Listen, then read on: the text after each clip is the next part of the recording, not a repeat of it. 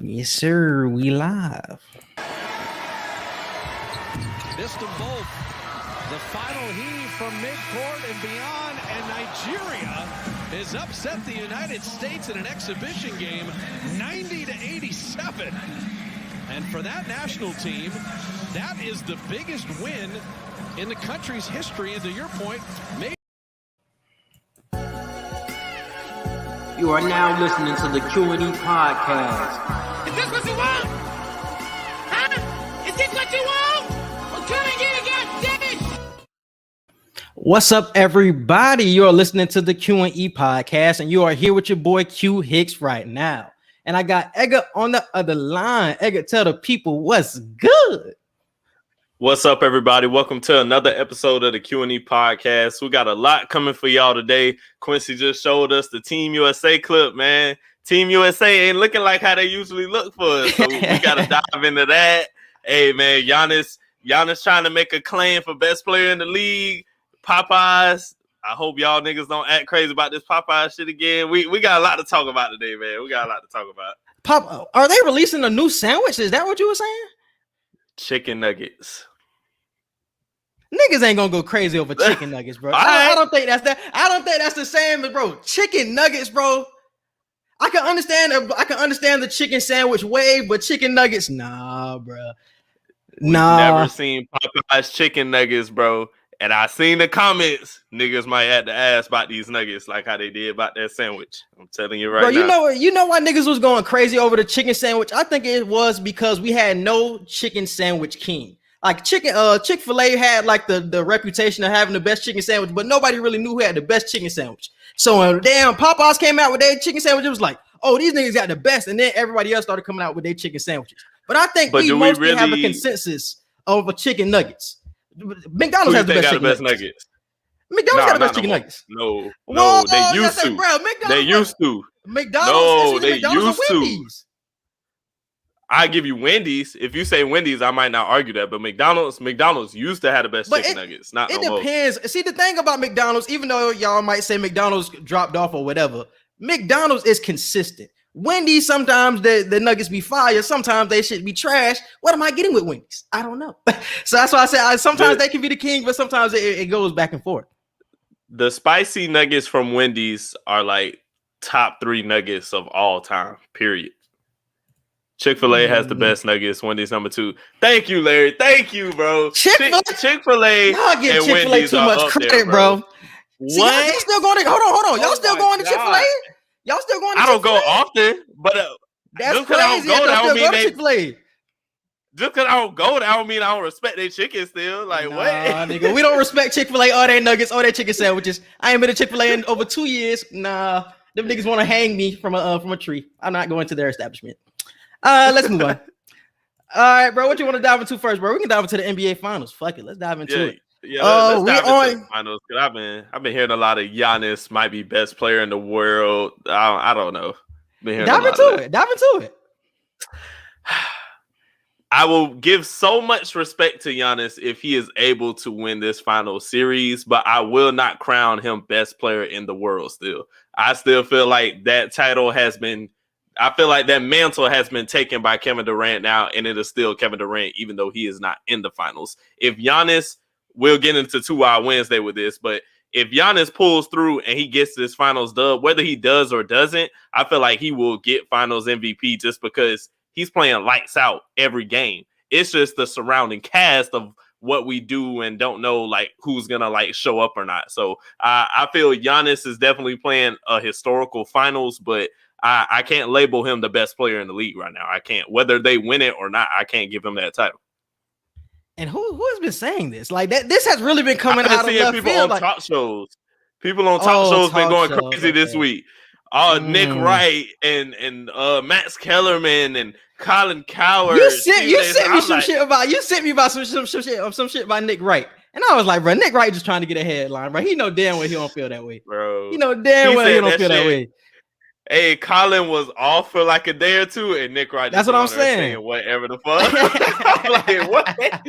Talk about. That's what I'm saying. Because he wasn't wrong in the sense of ever since the modern NBA has graced us, like we've only had a handful of players have the title of best player in the world and have held it for a certain amount of time. Like, there's only a few players you can count on your hands and say, yeah, they ran the NBA for this amount of time.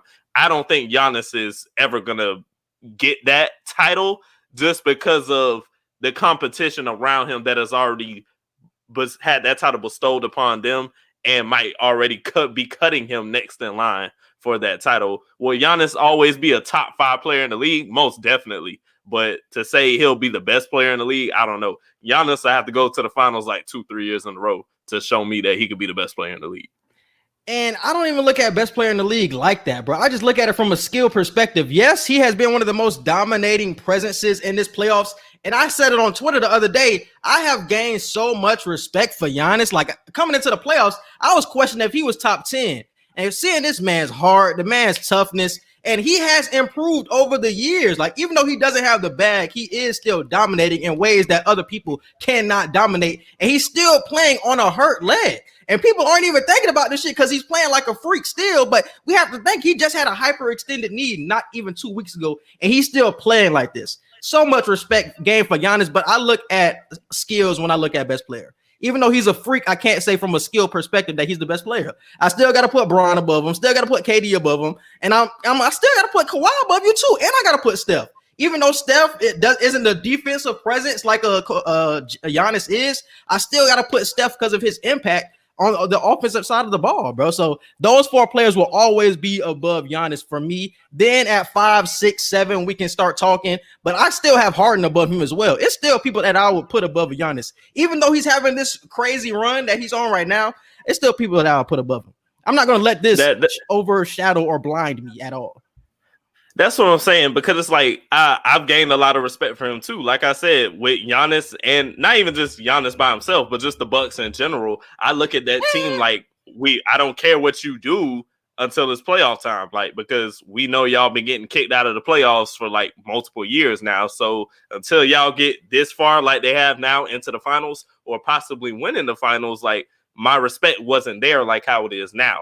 I have a bigger, much more respect for Giannis. But I can't say for the whole team, though. I can't say for the whole team. For Giannis, because I say that for Giannis because he has been so consistent. There has been times in the playoffs before that he was inconsistent. Some games you're going to get that dominant Giannis. Sometimes he's just going to float around and you're just going to notice him on the defensive end. But he's being impactful on both sides at all times. But people like Chris Middleton, I still question. I still don't respect that nigga like that. And Drew Holiday is really hit or miss. Like, bro, before that game 3 where that nigga was going crazy, niggas was comparing him to Eric Bledsoe.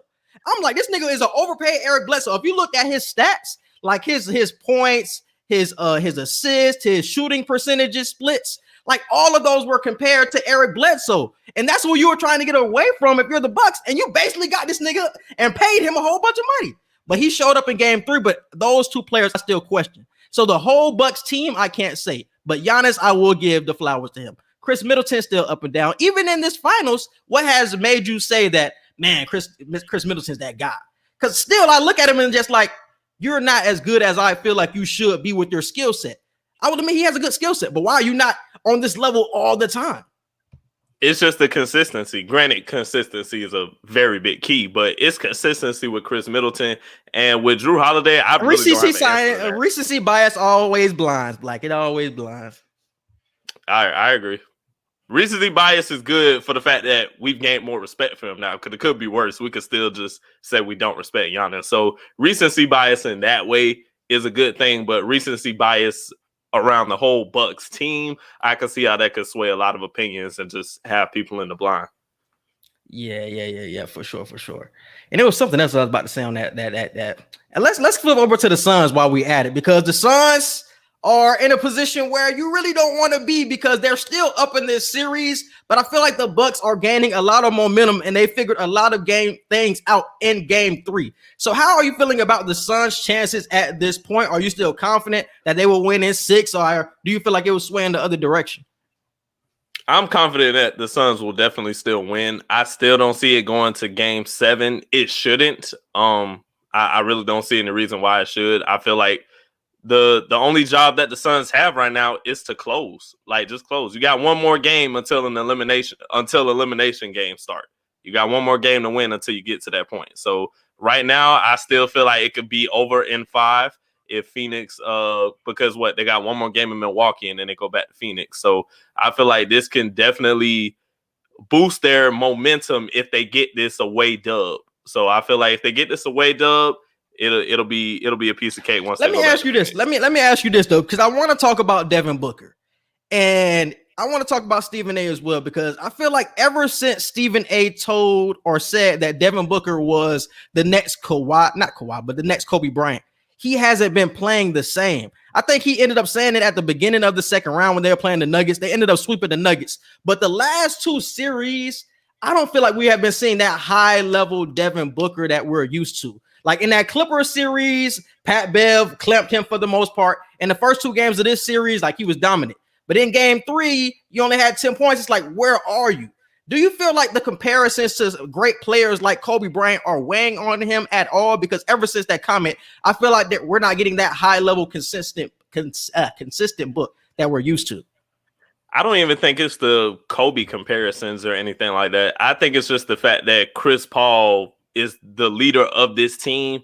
And I don't even want to just say it's hype anymore. It's actually like they're rallying behind Chris Paul so much that Booker is probably just taking that back seat of, hey, if I need to get hot, I will. But that's the problem, though. But that's the problem. That's what I'm saying. He needs to come out there. He needs to come out there and like, I don't give a damn what anybody else is doing. I don't care if Chris Paul got 30. I don't care if Ayton got 25. I'm getting 40 to 50 every night if I got to. That's the mentality. He's not playing like that anymore. That's the mentality he has to have on every night. And I feel like he really defers to Chris Paul so much where he can get lost in the game. And I feel like that's how it was in the end of game 2. I think Book had like 30 going into like the back end of the fourth quarter. And he didn't touch the ball at any time during the back end of the fourth. It's just like he was the hottest player on the court. Chris Paul, why are you not getting your best player of the ball? And then in game 3, he's not really getting loose like that. It's like, why are you not getting your best player of the ball, especially in a situation where you need him to consistently get buckets? Chris Paul, I know that everybody says that you're the most valuable, but you have to build up your best player if you want to win this series. The first 2 playoff games or the first 2 finals games, that's why you won, because Devin Booker had 27 and 31. You lose by 20 because your best player has 10 points. You have to involve him. The catalyst cannot be Chris Paul. It has to be Devin Booker. If they want to win a championship, he has to play well. He has to play like he's the best player or second best player on that court at all times if they want to win. It can't be Chris Paul, bro. I understand he had that crazy game 1. Everybody went hype, but Devin Booker has to be a top 2 player on that court if they want to win this series. That's just flat out. And he has to play like that. I don't know if it's the comparisons or what, but he has to play like a top 2 player on the court at all times. And I feel like he will now. I feel like that game 3 was big for him. I agree, because everybody's pointing out the fact that they basically lost because he only had 10 points, So I feel like they're going to go back to the locker room now. They're just going to touch on every point of offense that they need, because defensively, I feel like they can obviously keep the Bucks well managed. But I just feel unless Booker tries to at least go for 30 a night, unless they do that, they're not going to win. Like, so I feel they need to put their foot on the Bucks neck and just really try and get this away dub in this away game in Milwaukee before they go back home. And what adjustment wise needs to change for the Suns, in your opinion, for them to slow down Giannis and the Bucks as well? Because it felt like the Bucks really did whatever they wanted to in game 3. So what do you think has to change in game 4 and the rest of the series? You got to stop Giannis. If you can stop Giannis, you can beat the Bucks. And that's easier said than done, bro. That's easier said than done.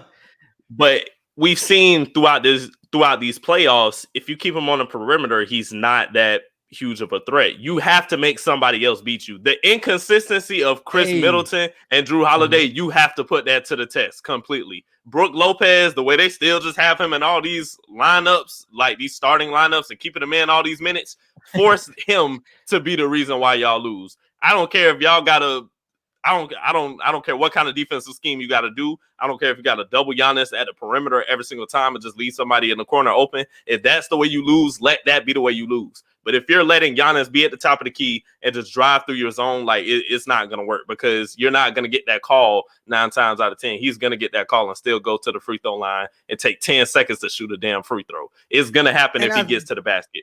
And I think that's what's changing. Giannis is posting up way more than before. I don't know who spoke to him or got in his ear, but he's posting up way more. He looks like a different animal. He's touching the paint a lot of the time. So it's like, you can't say you got to put Giannis at the perimeter, because mentally, that's the only thing that was holding Giannis back. Why is he at the perimeter? But mentally, now he's in the post. He's killing Jay Crowder. He's killing Bridges. He's killing whoever you put on him in the post. And he's continuously going to that matchup and to that spot on the court. So if he continues to do that, it's not a lot that you can do, because he's one of the most dominant when he's down there.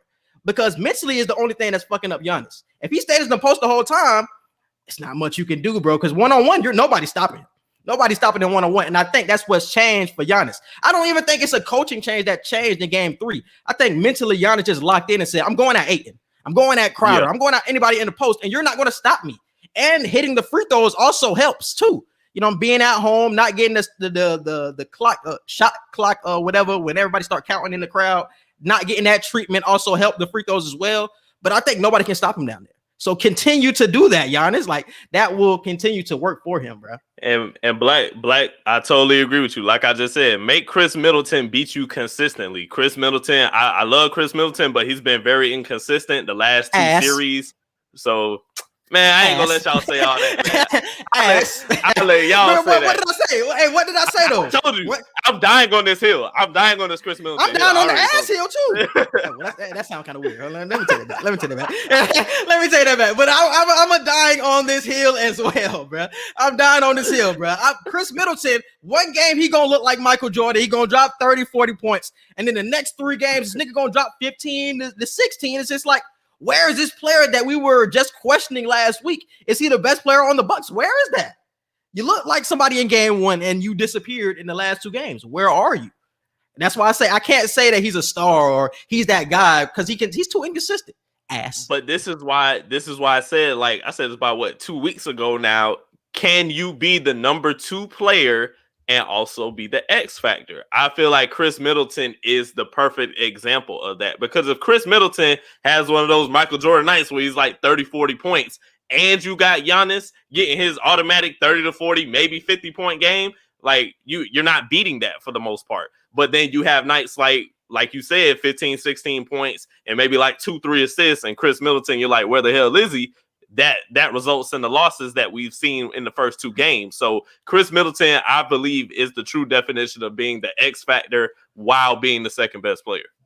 You can't depend on somebody who's inconsistent. That's why I feel like something else has to change. Maybe you have to rely on somebody else, another X factor. Maybe somebody like a Bobby Portis will have to step up big for you, because you cannot depend on somebody who's inconsistent. Like, you just can't, because Drew Holiday is inconsistent as well, but they're hit or miss. Some games they're going to give you 20, 30, and the next day they're going to give you 10 to 15. Like, you don't know. So you can't rely on them, but you got to rely on the big performances from players like Bobby Portis or from Connaughton, because they also showed up big in game 3 as well. So if that carries over, I feel like that treads well for the Bucks. But I don't think you can depend on somebody who you don't know what you're going to get from on any given night. That's too all over the place.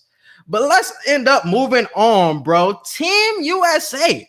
Are they even going to win gold this year? Are they going to bring it home? This shit crazy, bro. They have played Team USA men's basketball has already played 3 exhibition games. They won last night's game, but they lost to Nigeria in their first exhibition game. And then they lost to Australia. Patty Mills was cooking Kevin Durant. I've never seen that before. The Olympic Patty Mills, I've seen him play in the Olympics before, but the way he was looking at Kevin Durant, oh my God, that was scary. He was going at KD. He was giving the whole team a bucket. But the shit was crazy what I was seeing the other night, bro.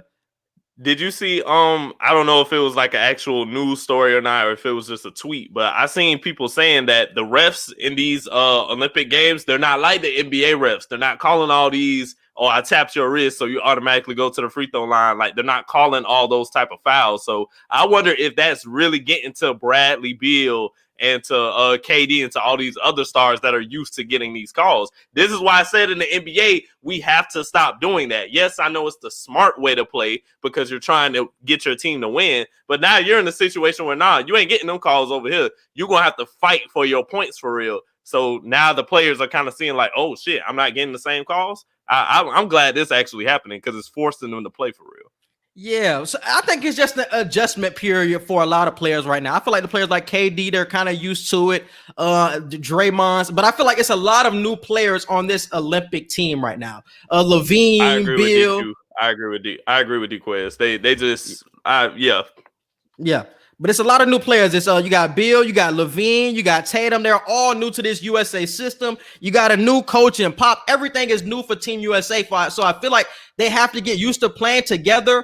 But they're giving me signs of a 2004 Olympic squad where it was a lot of scoring, but they had no true point guard on the floor. And that was the downfall of Team USA in 04. They had Allen Iverson, D-Wade, Carmelo, Bron. They had all of those players on the same team. But one, they couldn't make shots consistently back in 2004, and they didn't have a real point guard. And I feel like that's going to be a downfall with this team as well because you just have straight scorers. Like, you don't have that Jason Kidd like you had in 08. You don't have that Chris Paul. You don't have those other point guards that you need to facilitate the offense. Everybody just trying to get a bucket, or everybody just trying to give the ball to KD or say, get out of the way, or give it to Dame and say, get out of the way. There's no real flow to the offense, and I feel like that's the downfall of the team right now. Yes, they have to get used to each other, but you're not going to have that much time before you're over in Tokyo playing a legit game in the Olympics. Right. So this has to come together quick. Am I worried that they're not going to win? Yes, because I feel like other teams have better chemistry than them. Yes, we have the talent, but chemistry overtakes talent, bro, especially when you've been together for however long these Lithuanias and these Argentinas been together, Australias. I am worried because they have chemistry and we don't, and I'm getting 2004 vibes, even though we have the talent. And the talent is rising. I said this to Easy and DeQuez and Rome and all them when I was at the house with them the other day. The talent around the world is rising now. It's not like everybody else is just trash still and the USA is just amazing. So the talent has risen to a certain extent and the chemistry is there. Yeah, what do you say? Majority of that nigga said Lloyd Pearson. Hey, Black, you gonna blame Lloyd Pierce for this? The assistant coach gonna get the blame, dog. The assistant coach gonna get the blame for these L's. That's hilarious, bro. I've seen other people tweet that too. I've been seeing a lot of people talk about Pop.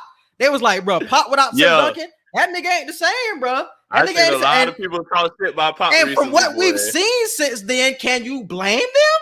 Can you blame them for saying that? Because since Tim Duncan, he hasn't really been doing that crazy. I still look at Pop like he's a GOAT. He up there. They've been still making from a San Antonio Spurs perspective, they still been a fairly decent team, still making the playoffs, you know what I'm saying, until recently. But you know what I'm saying, have they ever touched that atmosphere since Tim Duncan and all them left? No, but I'm not just gonna say like Pop just can't do shit without those type of players.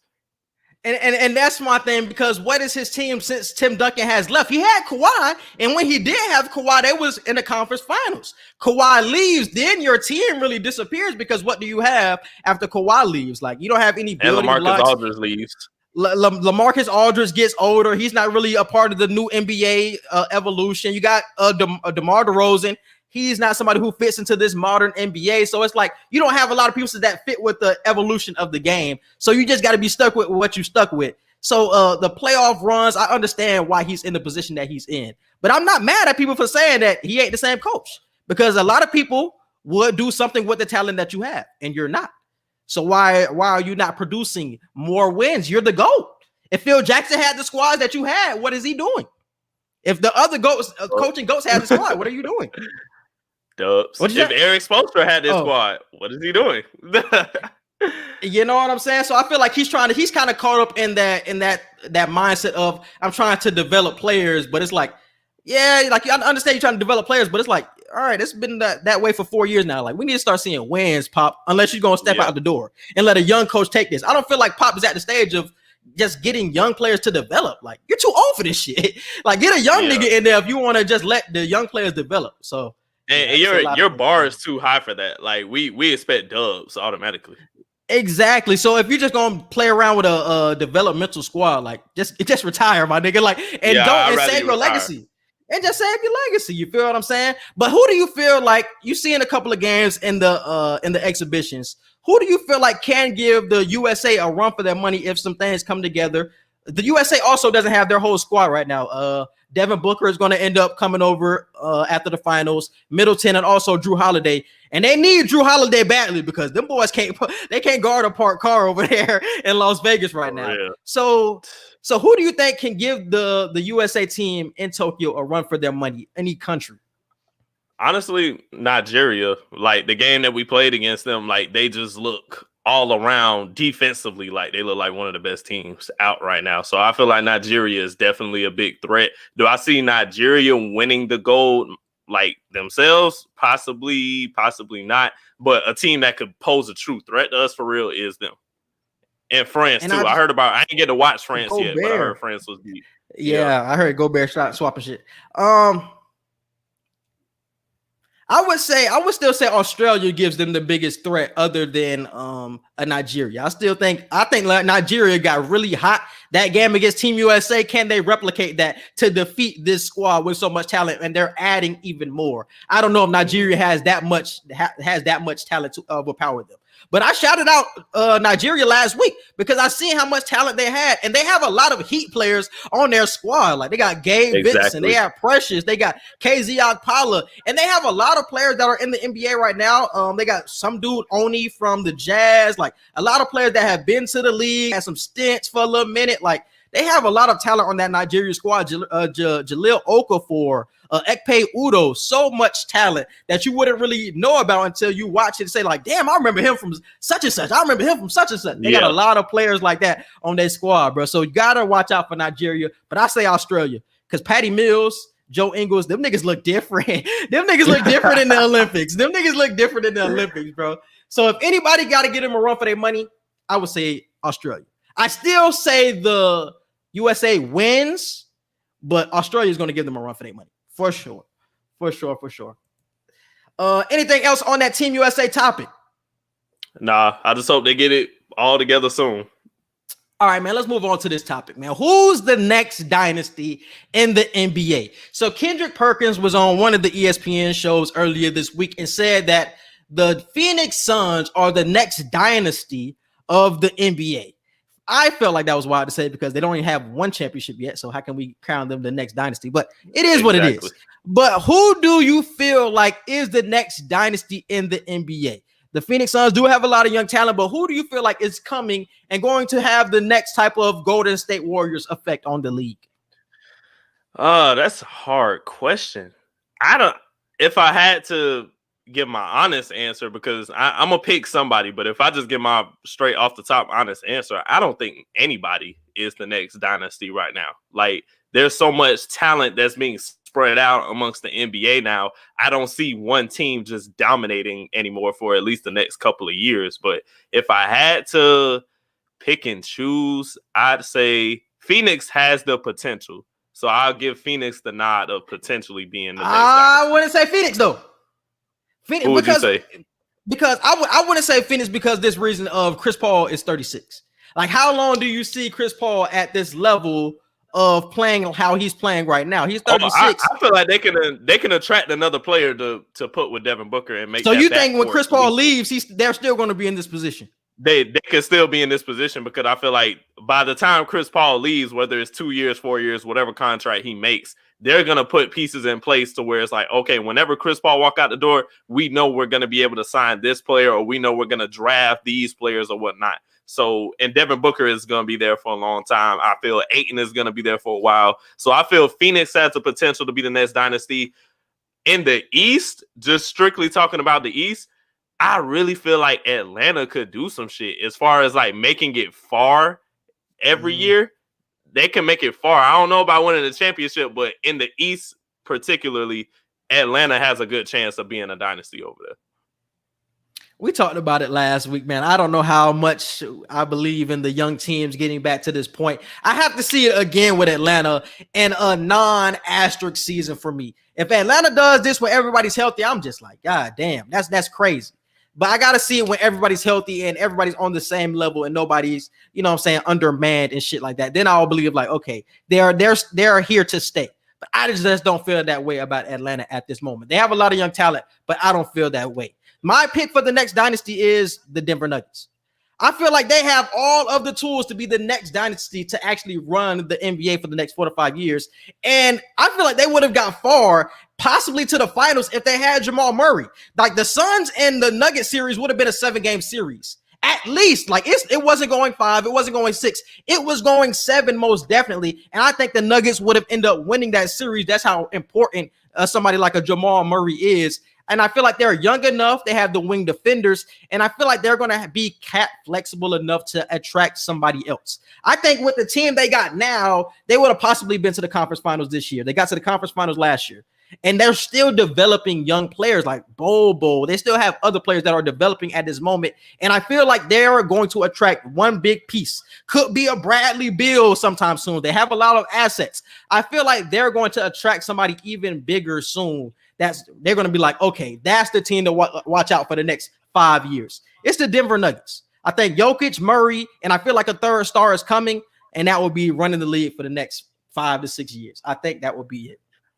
The reason I say Atlanta in the East, because it's like we always say with Milwaukee, it's just the inconsistency of everybody else other than Giannis, plus the coaching with Coach Bud. You can never be sure that the Bucks are gonna do this again. Like I really can't say the Bucks are gonna be there again next year. So that eliminates the Bucks. When it comes to the Nets, I don't even know if that big three is gonna be together for multiple seasons, let alone like next season. You know what I'm saying? So I don't know if they're gonna be together long enough to even call them a dynasty. KD might get another ring while in Brooklyn or whatever, but I don't see Brooklyn giving that dynasty vibe like we kind of tried to make the big three out to be. And then other than those two teams, it's really just up in the air. That's why I feel like Atlanta could do it, because it's up for grabs. They already surprised everybody this year by making it as far as they did. You think it's up for grabs, though? You think it's up for grabs, but you know how players move, though. In this player mobility movement,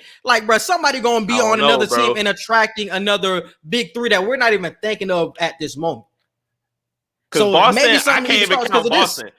Boston is like damn near going to be a ground zero with this coaching change. I cannot have Boston in the next dynasty conversation. Boston I can't have them up there right now.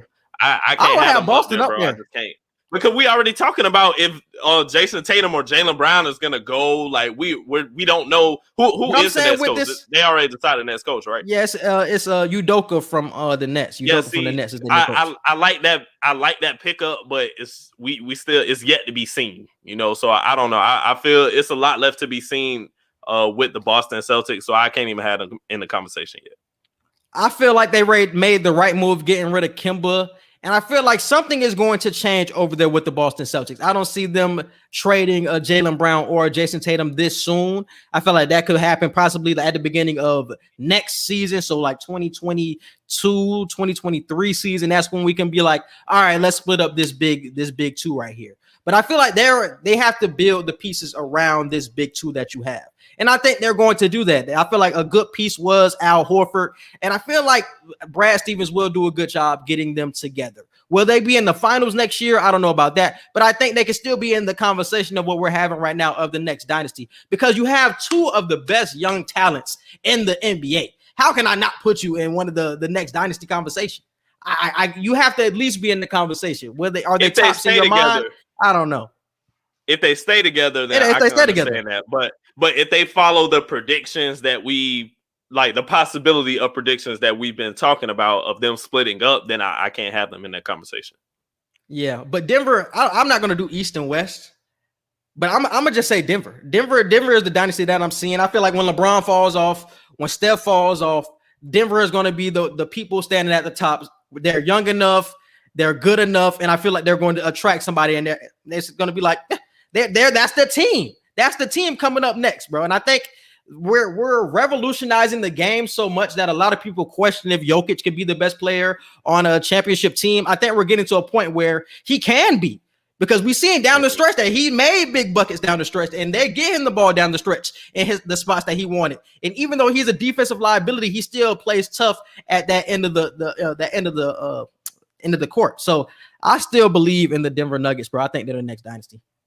And it's the fact that last point, like we said with the All-Star game this year, it was like, hey, big men are taking over. They're taking over these skills contests. Like big men, I wouldn't be surprised if we see 2 or 3 big men in the 3-point contest next year. You know what I'm saying? So big men are just proving that it can go back to that era of big men being the focal point of winning teams again. So I definitely agree that the Denver Nuggets can definitely be that team.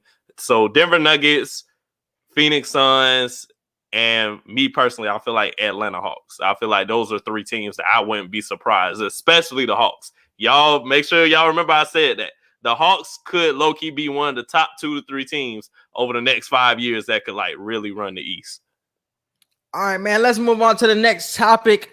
You already mentioned it before. Is Kyrie out in Brooklyn? So a report came out today that Kyrie and the front office for the Brooklyn Nets are not seeing eye to eye. They don't like a lot of moves that he was making, how he left without letting anybody know what he was doing. And we said that could be an issue, but he's KD's best friend at the end of the day. Are they really going to trade him? Is it really going to be an issue? And he stuck it out throughout the rest of the season, but it looks like they come to a point where they are fed up. Do you think they should trade him? And what is the best destination if he was to be traded? I don't think Kyrie should be traded yet, because we've yet to fully see this big 3 play together for at least 10 games. Like how many games we seen them play all together? Like what, 7, 8? You know, so I feel 15, even that's still too little in my opinion. That's still too little. But I think just off of that fact alone, no matter how much of a headache he is right now, we still have to try and see this play out for at least majority of a season before we come to that conclusion of, Kyrie got to be out of here, or Harden might want to be out or something like that. So I wouldn't say he's out of Brooklyn yet, but if I had to choose where he would go if he were to get out, where would Kyrie go? What the hell? And I said this before. It's it's one team that absolutely needs Kyrie, and it was the only trade I would do if I was the Brooklyn Nets. You talking about a contending team? It would be Kyrie for Ben Simmons. That is a win-win for both teams. That is the only trade that I would do if I was the Brooklyn Nets, bro. The only trade. I went through all of the other teams, and I was just like, Kyrie, does he fit here? Is it really going to be a match here? Is he going to be contending? This, that, and the third. And I think in Philly, he works because that's the type of player they need. They need a bucket getter. Nigga, get out of my way. Like, I'm finna get a bucket. And he also facilitates the offense as well. I like his role with that, especially with somebody like a Seth Curry. You can throw it down to Embiid. I like his role with somebody like Philly. And you talk about Ben Simmons with the Nets, Harden, and with KD. That's what he needs. Nobody's going to be clogging the paint like Embiid. He can do whatever he wants. He can be the small ball 5, and he can be the Draymond of that team. And he wouldn't have to worry about shooting the ball because Draymond don't shoot the ball, and it never affects his game because he has so much shooting around him. And I think it will be the same way in Brooklyn. So it's like that, because that's basically the point I made with the Warriors. So my point for the Warriors is basically your point for the Brooklyn Nets, of him not having to be the number 1 option, being like that 3rd, maybe 4th option. Oh, yeah. Okay, so I understand that point. It's just, if I'm Philly, it's like, or we already know Embiid is going to be a health liability every season. It's going to happen. Talent-wise, we know he's there, but physically, can he last the whole season? 9 times out of 10, he can't. But adding Kyrie to that, and we know Kyrie has had his health issues throughout his career. Plus, now he has moments where he goes MIA. So I really don't know. But he's still a talent, and I will want he's still Kyrie now. He's still Kyrie. He's still box office. Like no injuries at all throughout the entire season. Kyrie is one of the top 2 players that you probably want to see play because he's just that entertaining. But I don't know, from a health standpoint and from a just general MIA standpoint, that would be the only thing keeping Philly from making that trade happen. It works for both teams. I know both are contending in the Eastern Conference right now, but it's a win-win for both. And I feel like it helps both with both needs because the Nets don't have any perimeter defense other than somebody like a Jeff Green, but you don't want to rely on Jeff Green for continuous defense. Jeff Green is getting to the age where he's 31, 32. You don't want to rely on Jeff Green. So you have somebody like a perimeter defender in Ben Simmons. And he also blocks shots. He's athletic, and he doesn't have to have any stress of scoring on his shoulders, and he can really be that point guard and that facilitator of the team. It works for both, and that's the only trade I would do if I was the Nets. But if it's not that trade, I would have to stick with Kyrie. Even through all of the bullshit, I would still have to stick with Kyrie. But this is the only problem I see with trying to trade Kyrie. How will KD feel about it? Because these boys came to Brooklyn. These boys came to Brooklyn together. Yeah, they came to Brooklyn together. They're best friends, best buds. How is he going to feel about you trying to trade his best friend and the person that he came to this organization to be with? You don't want to cause frustration or any turmoil with your best player. And that's the only thing I'll see with that Kyrie trade shit of like, is it possible? Are they willing to do it if it's going to upset Kevin Durant? I don't think they'll do it, and that's honestly a bigger reason than the reason I already gave. Like upsetting Kevin Durant, you don't want to do that at all. If you're the Brooklyn Nets organization, you want to keep him as happy as possible. You want him there playing as long as possible, and this is the small window that you have to bring a championship to Brooklyn. So I wouldn't mess that up in any way if I'm the Brooklyn Nets. That's why I said it's too soon to talk about Kyrie being out of there because we haven't even given them a chance to get all the way to the finals and see if it can work to that extent. I feel like they have to wait and let that play out first. So keep KD happy. That's the number one thing. And then two, just try to keep Kyrie healthy because if you're trading him to anybody, that's going to be the number one concern. Is he going to be healthy? And is he not going to go MIA on us like he did y'all? Because I'm trying to picture that how KD would feel. I know he would be upset, but he would. Oh, he's going to Twitter. He's going to Twitter. But I feel like it's a so much better fit for the squad, bro. A young Ben Simmons, he ain't got to be a scorer. I feel like that's a much better fit for the squad. But what you feel about Dallas? I'm looking at all the teams right now, and I'm just Xing out everybody that I don't approve of. Cause I'm thinking of contenders. I wouldn't want to send Kyrie anywhere that he doesn't have a chance. I feel like Dallas would be a good thing. That's why they want to send him though. They want to send him there. So you can do that swap. You can do that swap of him and I don't know if it'll just be a clean swap of him and Porzingis because that would just be ugly in Brooklyn. And if it's a Simmons and Kyrie trade, it couldn't be straight up. It would have to be Simmons, a player. I mean, like it'll be picks added, but I feel like it'll have to be a 3-team swap if they do with Dallas because I just wouldn't want to see Porzingis next to Harden and KD. That shit would just be ugly. So I feel like a 3-team trade would have to happen if they did end up doing something with Dallas because we've been talking about Luka just not needing to be the primary ball handler. If Luka can play off the ball, I feel like he could get way deeper in his bag as a scorer, and the team would just move so much more efficiently with Tim Hardaway Jr. and all the rest of them boys. So, I don't think that's the move. I think he's good on the ball. You think Luka can thrive better, like handling the ball the whole time? Just not the whole game. I think most of the game it should be in Luka's hands because he's that good, but just not all of the game. I don't think all of the decisions should be in Luka's hands. I feel like some parts of the game they should have a point guard that is facilitating the offense, and it's just not on Luka. Luka saved me shit like it is most of the time with Dallas. And I don't know if Kyrie, and that's why I don't think Kyrie is the type of player because even though Kyrie doesn't need the ball per se, I feel like that just doesn't fit really, though. I don't think that fits. Kyrie, the defensively, it doesn't fit. And then offensively, I feel like there might be some turmoil there. I don't know.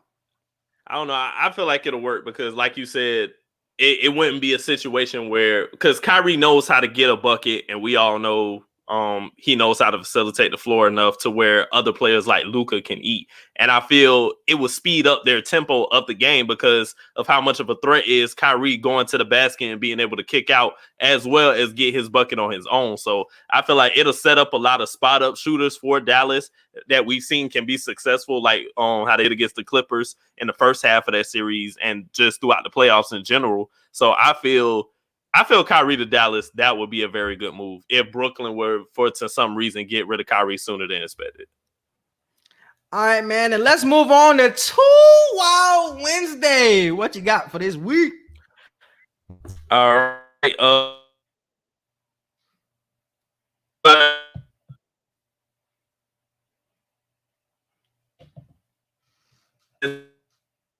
Man, boy, you going crazy. Your Wi-Fi straight over there? Hold on. Technical difficulties. Give me 1 second, y'all.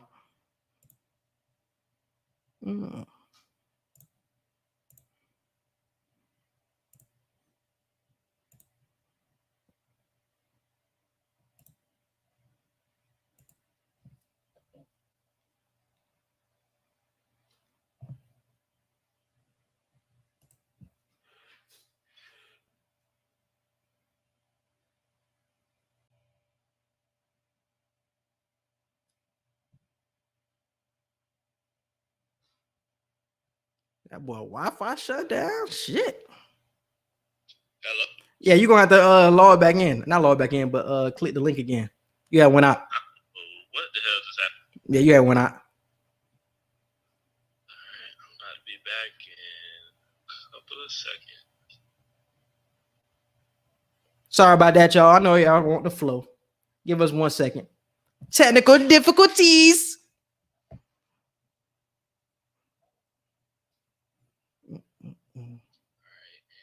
Should be on here. 5, 4, 3. There you go. You're right there. Okay, y'all. I don't know what the hell just happened. My Wi-Fi didn't go out, but it said I ain't had no Wi-Fi, so I don't know. Bootleg. But Got that bootleg shit. hey, you gotta get it how you live. Definitely gotta get it how you You still live. got that what's name in your room? You still got that Wi-Fi adapter shit so it can spread? Nah, it's over by the router. Like we had to put it by the router. That's what it's supposed to be. Because having it over here didn't help because now you just got that far away from the signal. Like it got to be right by the router. So I don't know what the hell happened. Anyway, all right, go ahead. First poll for 2 Wild Wednesday: the USA men's basketball team will not win the gold medal. Too wild or not too wild? Too wild, too wild. I feel like they could be threatened, but they will still win. I say not too wild just off of the fact that they're actually being threatened this time. Like we usually look at the Olympics like, yeah, we got it this year. Yeah. So I'm just going to say not too wild for the fact that it's not a clear giveaway that we got it this time. And that's something I want to talk about. I don't think the top players are really coming to the Olympics no more because they're trying to focus on that championship year and focus on like the back end of their career and getting more rings more than the Olympic gold medals. I feel like this is a young person's game. And I feel like these are players that are trying to make their name even bigger than it is in the US, but not the veteran players that you know are going to give it to you on a day-to-day basis. Like the Stephs, the Brons, the Kawhis, like they're not coming over here. So you got to work with more young players than what you're used to. I feel like more veteran and more seasoned and more cemented legacy players come to the Olympics. And I feel like it's not that type of way this year. Like it's a lot of new players on this squad. It's going to come together, but that's what I worried about. It's a lot of young players. I think they'll eventually turn into the veteran players that usually come to the Olympics. It's just we're in a period now where the new generation just isn't taking off as quickly as previous generations. So now it's kind of like, yeah, because we've seen young, talented players be on the Olympic team, and it's like, damn, this is like, these are young GOATs. And right now it's like, yeah, you can kind of say the same thing for some of these young players, but it's not hitting the same as the previous young players that we've usually got. Yeah. Yeah, it don't fit. And I feel like that I don't know if they made the wrong decision because all of these players that they're picking for this squad are talented. But I don't know if they made the right pieces or picked the right pieces when it came to like fit. I feel like people like Trae Young would have been better for this squad because he's a facilitator, more point guards. I feel like they went for more like a switching, trying to switch everything because everybody in the NBA is multi-positional, everybody's versatile. But I feel like they should have had more point guards, had more centers than what they have right now because that's where they're really getting hit. Because all of these perimeter defenders they're supposed to have are not defending. You know what I'm saying? Obviously, it's early, but they're not defending like you think they should. Yeah, because when was the last time that we seen the USA team like lose back-to-back exhibition games and really had us worrying like this? Like, I think Shannon Sharp said within 30 years we only lost 2 exhibition games and we lost 2 back-to-back recently. Like that shit is crazy to me. So that's why I said not too wild because we've never looked at the USA team like, oh shit, like what's going on? And that's what I'm saying, because we've had less talented, like I said before, they're all talented, but we've had less talented squads in the Olympics, but they still look fire because the chemistry and all of the players fit together. But this team is so oddly put together with just so much scoring and no playmakers, where I just say, you know what I'm saying, the selection committee really, left them holding the bag. I agree. Not Too Wild is winning that poll 66% right now, though. Next one, the Detroit Pistons will trade the number 1 pick. Too wild or not too wild? Man, I'm seeing a lot of trades for Cade, bro. I seen Shea Gilgeous-Alexander and the number 6 pick for Cade. I seen, what was the other trade? I hear that Houston is trying to trade up for the number 1 pick. Mm-hmm. I'm hearing everybody trying to trade up to get Cade. The Cavs trying to trade for it. And I'm just questioning, why is it even being talked about? The Pistons. Exactly. This is why you are terrible for so long and why you can continue to be forgotten about. You have the best player that we've seen in probably a decade, and you finna give him up for a Shea and a pick? Those are good pieces, but stop it. You finna get a generational talent right here. Do not fuck this up, Detroit. Do not fuck this up. Hey, what do you call Detroit? The Forgotten City. The land of the forgotten. The place where careers die. The place where careers die. That's facts. The land of the forgotten, bro.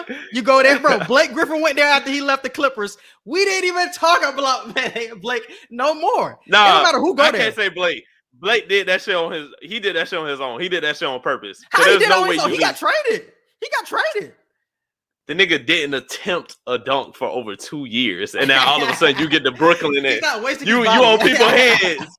You on people's heads. He preserved his body. I'm not gonna say his career died. Because why would you waste your body on that franchise? I'm not wasting my body for you. If I know I'm gonna be forgotten, I'm not wasting my body on you. D Rose is probably the only person I know that went there and actually played like he wanted to be there to a certain extent. and that's where his career high-key resurrected.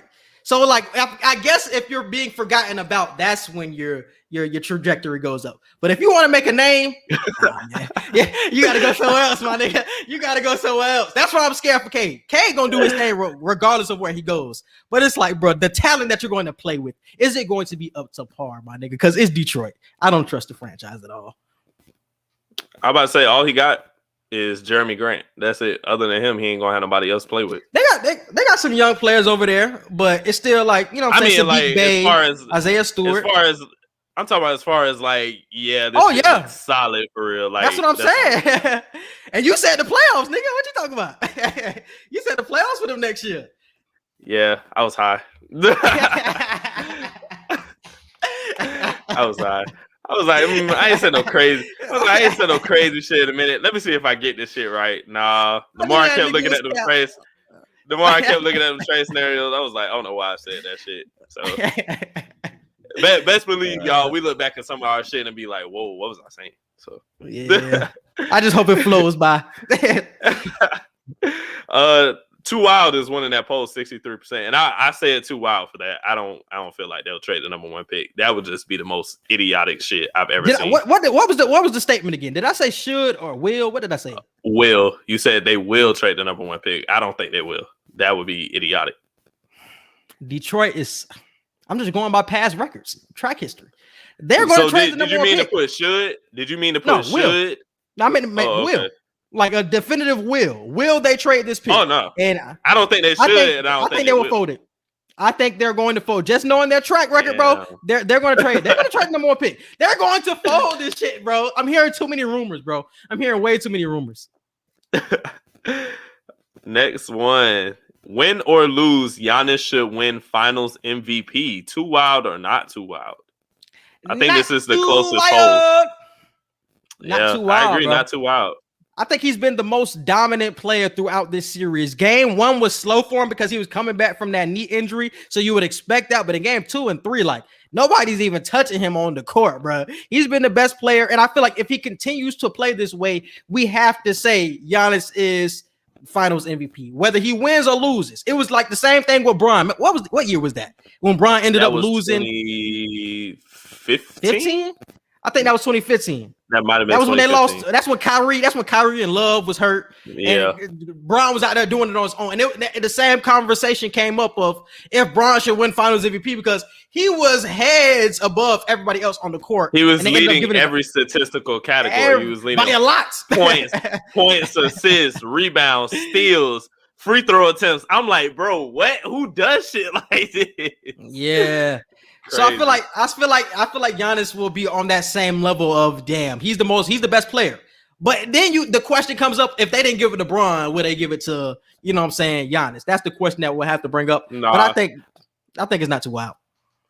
I don't think they'll give it to Giannis just because, like you said, if they ain't give it to Bron and shit, this Phoenix Suns team ain't even that crazy for real. So I definitely know. His Giannis team ain't even undermanned. They're not even undermanned. That's what I'm saying. Like, he's not even undermanned. Yeah. He has everybody. They're just not showing up. So, as opposed to them, like, literally not being there. Yeah. Why did Bron? Bron should have got that one too, bro. Bron should have got that Finals MVP. They weren't gonna do that. But how do people? It would have helped Bron GOAT case. It would have gave Bron his GOAT case even more because it's like, oh yeah, my dog ain't even winning the finals. He getting Finals MVP. The NBA heads, they weren't gonna do that. Like, we got to protect Jordan's legacy. Unless he wins, we're not giving him this MVP. But niggas still would have been on his head at the same time, bro. Because niggas gonna think you're like it's a Bron league. You're favoring Bron too much. If he's getting Finals even MVP, even if they lose. So I'm glad they didn't give it to him at the same time. But give it to Andre Iguodala was like, whoa. You know what I'm saying? It was like you might as well giving it to Bron if you're gonna give it to Iguodala. You should just gave it to Bron. You might as well give it to Bron. That's what I'm wondering because it's like, are we ever? How many players have actually gotten Finals MVP but didn't win the finals? It was like, only one. I don't even know. Jerry West. Yeah, in the 70s. That's not a common thing at all. Like, is there ever gonna be a consistency of just truly giving the MVP to who deserves it, or it's just whoever wins? Like, that's who we got to give the award to. We got to give it to somebody on the winning team. So I don't know. I feel like that should change, though. I really do. I feel like whoever is playing the best in the finals, that's who should get it. But I feel like that's dependent on how the other team is playing. Like, if it's somebody on the other side of the court that is on the same level or near where Bron or where Giannis was, it's like we have to give it to that player because he has been producing at a high level. It's not like he's been playing mid and they still won. So it depends on how the other team is performing. So, like, if Book and CP3 don't do anything, but they still end up winning somehow because Mikal Bridges, Jay Crowder, some random niggas end up taking off. It's like, can we really give it to these niggas because these X you got to give it to Giannis. You got to give it to Giannis at that point. But that's the only scenario. That's the only scenario where you can give it to Giannis. Other than that, you got to be like, I got to give it to CP3 or Book. I agree. This is the closest poll, by the way. 52% not too wild is winning that poll right now. Crazy.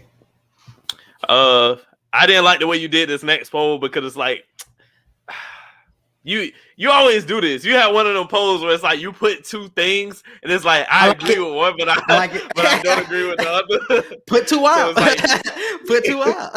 That's exactly what I did. I just said two out. But Lonzo Ball will be a Chicago Bull next season, and they will be a top 6 seed in the East. Too wild or not too wild? I said not too wild because regardless of whatever the hell happens, they're not going to be a top 6 seed. So. I like the squad of the Bulls though. They're gonna have Levine, you're gonna have Vooch, you got some young players developing with Patrick Williams, Kobe White. You're gonna have another draft pick, or you're gonna trade somebody like a Martinet for some actual talent. Like You got some pieces there. I like the Bulls. I like the Bulls. And this is really for Malk. Shout out to my nigga Malk. He's had a lot of struggles some years with the Bulls. So this is really for my nigga Malk. I feel like Lonzo Ball will turn around the Chicago Bulls. And Malk, this is for you. I don't know, bro. I can't see it happening. I totally agree, though. Like, the Chicago Bulls, like, they're coming. Am I going to say next season they're coming? I don't know. But I feel like they definitely are coming. They could fight for a playoff, a play-in spot for sure with that 7th and 8th seed next season. I feel the same way about the Hornets. The Hornets could definitely possibly make the playoffs again next season. But to say Chicago is going to be a top 6 team, I can't do that because not the Bills, but the Bucks are going to be there again. Philly is going to be top 6 again. Atlanta is going to do it again. Who else? Boston, even with the new coach and the new Brad Stevens position. What? Boston could be top 6. You think Boston ain't gonna be a top 6 team? You're crazy. You're crazy as hell. I hope Derek is watching this right now because you crazy as hell saying that. I named 4 automatic teams. Weren't they 7th this year? They're gonna be top 6. They could be top 6, bro. They could be top 6. I got to see how much of a turnaround they got going on in Boston, bro. Got to see the turnaround. That's not a huge turnaround. To go up one spot, that's not a huge turnaround. Like, what are you saying? I got to see something turn around because they're going to end up in the same. They were in the play-in. So that was what, 7 through 10? And but they got the 7th seed. They got the 7th seed. Oh, they did get the 7th seed, but still. That's what I'm saying. Like, they didn't play good this year. The Bulls are going to be right there. They didn't play good. The Bulls are going to have a better team. Had the 7th seed. The Bulls are going to have a better team, though.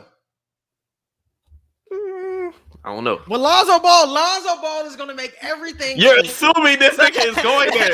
You have to stop. You keep doing that. You keep assuming that this nigga is going to be there. I'm speaking things into existence. Kawhi, he's coming to the Heat. I'm speaking things. And I'm mad. I'm mad as hell at this poll because 57% not too wild is winning this poll. You're tricking everybody with these double entendres. Like, I don't like this. I don't like this. Oh my God. Niggas are like, Lonzo on the Bulls? They're definitely going to be top 6. Stop assuming that he's going there. Like, yes, he is. He could very well be in New Orleans a whole nother season. Like, we don't want that. We don't want that. Next poll. Carmelo Anthony is the greatest USA basketball Olympian. Too wild or not too wild? I say not too wild. I said too wild. I was surprised how many people felt this way. I thought it was going to be more 100%. That's what I'm saying. I thought it was going to be more back and forth because, yes, Carmelo, I think he's the leading scorer for the USA history. He has shout the most out to gold medals. Easy, though. Shout out to Easy because last night when I was at the crib with them, he said, y'all know who the best Olympic player is? D Wade. And I'm like, that's not. I can't argue with that. Who said that? Who said that? Easy, bro. I gotta give you your flowers because you watched the game. If you watched that 08 Olympic run, D Wade was the best player on that squad, my nigga. Flat out, bro. He was the best player on the best Olympic squad. I think that was the best Olympic squad, period. With all the talent on 08, pull up the 08 squad, bro. Look at all of the talent that was on that 08 squad, bro. It was crazy. And D Wade was the best player. He was the leading scorer. And then the next season, he had like an Olympic jump to be like a MVP candidate. So I'm not mad at Easy for saying that, but D-Wade only has 1 Olympic medal. So it's like a lot of things that you have to put into like that conversation. But I'm not mad at him for saying that. I actually like Here's the team. Here's the team right here. Yeah, Carlos Boozer, Jason Kidd, LeBron James, Deron Williams, Michael Redd, Dwayne Wade, Kobe Bryant, Dwight Howard, Chris Bosh, Chris Paul, Tyshawn Prince, and Carmelo Anthony. And think about that time period. Yeah, Tayshaun Prince. Yeah, and think about that time period because I know a lot of people are probably thinking about these players now. Boozer when he got in the Bulls days, like this was Boozer when he was with the Jazz. This was Michael Redd when he was with the Bucks. Like these were some snipers that was on the team. Even the players that you're not even thinking about, like even those players were still crazy. Dwight Howard, Chris Bosh was crazy back then. That was Dreadhead Chris Bosh, bro. That was Dread. Oh my God, that team was crazy, bro. That's the best Olympic squad, even over the Dream Team. That is better than the Dream Team. I'll put them neck and neck with the Dream Team because the Dream Team was just different, bro. Like the Dream Team was the first. I think that's why people look at the Dream Team like they do. The Dream Team was the first. They were the first, but the talent was still there, bro. Like what? Oh, for Charles sure. Barkley, Jordan, Bird, Matt, just them alone. Like you're looking like shit. Like this is crazy. And then you're not even counting the remaining players on the roster, bro. It's just Karl my god. Malone, Scottie Pippen, Barkley. They had a squad. But I look at And just imagine if they had Isaiah Thomas on the. Imagine if they didn't snub Isaiah like that. And they kick put that him on nigga that John team. Stockton all the way Oh off my the fucking God. team. Kick that nigga all the way Oh off the my team. god. But the thing I would say about the Dream Team, I look at the stages they were at in their careers. Everybody was like kind of at the back end of their career. Michael Jordan was still in his prime winning chips, but like Bird was toward the end, Magic was toward the end. It was a lot of players toward the end. But when you look at that 08 squad, like all of them niggas you just named were in their prime. Maybe Michael Redd was toward the back end. Everybody else was in their prime at this time, bro. Or Tayshaun Prince too. But everybody else was toward the back in their prime, bro. That squad was crazy. We would never see another squad like that. I don't think so, bro. Unless all the Stephs and Bronze come over to play, we'll never see another team like that. I agree. Unless everybody just does an infinity gauntlet move and just everybody just go to the damn Olympics one year. That shit ain't happening. Because what? After this year, we got 4 more years. Bron gonna be 40. Bron gonna be gone. Yeah, Bron, But that was 100% not too wild. So hey, most people agree with Carmelo Anthony. Oh, yeah, you can't really argue with that.